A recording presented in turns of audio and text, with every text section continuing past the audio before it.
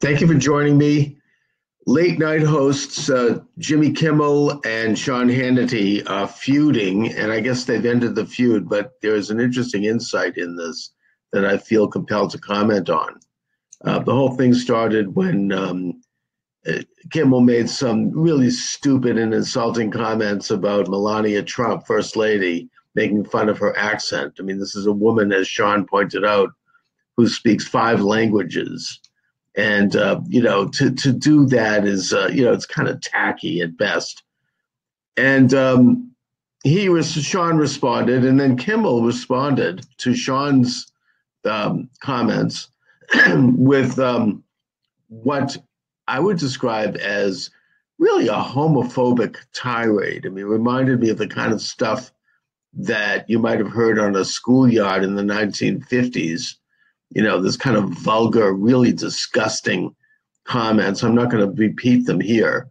You could look it up online, but it's the worst kind of vulgar, anatomical, childlike, ugly remarks about homosexual activities and homosexual relations, basically accusing Sean Hannity of being a homosexual and having a gay relationship with Bill O'Reilly and with President Trump and a few other people. What's wrong with that if he did? Apparently for Jimmy Kimmel, this was something that should be held up as an example of ridicule, I guess.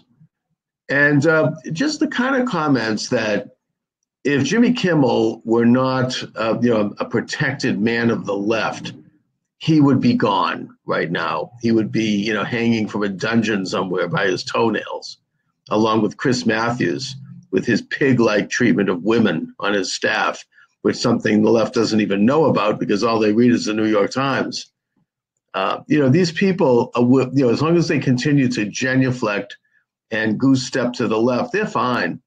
They can sit up there and pontificate and use hateful, vulgar language and actions against women and gay people and others, probably even Jews, and get away with it because, after all, they're doing the work. They're the tools of the establishment. It's kind of like Bill and Hillary Clinton, right?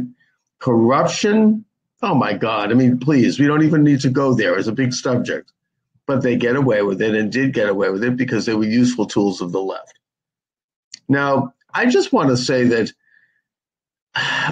in the case of Jimmy Kimmel, I find it particularly appalling because he is kind of a representative, at least, of this sort of Hollywood elite, which won't allow anyone to not genuflect to the left. If you don't, then you don't make it in Hollywood. It's kind of, they have the same system that, frankly, the Communist Party had back in the late 1930s. Where if you didn't genuflect to the left, you'd have to be a communist or a fellow traveler. But if you didn't genuflect to the left, you didn't get jobs. You wouldn't go anywhere as an actor or as a screenwriter or any other function in Hollywood. The same system is still in place. These elites like leftist authoritarian approaches because Hollywood manufactures leftist and left-wing, the left-wing culture. And in that sense, they are much more powerful than any political organization because the culture, movies, have a huge impact on the culture, much more so than would be a politician or nonfiction author. And so it's very important for them that people have the proper, correct politics. And if they do, then they get away with unbelievable stuff. I mean, Hannity referred to Kimmel as Harvey Weinstein Jr., with some of his antics against women are really disgusting, putting aside his homophobia. And it's true. I mean, Weinstein, the only reason why he didn't get away with it is because it got so bad and there were just so many and so egregious, and with the rape and with everything, that Hollywood could not possibly continue to look the other way. And yet, the cards did fall, and yet people like Ben Affleck and others who are not as bad as Weinstein, but are pretty bad, especially with women. And he's also has some homophobia issues.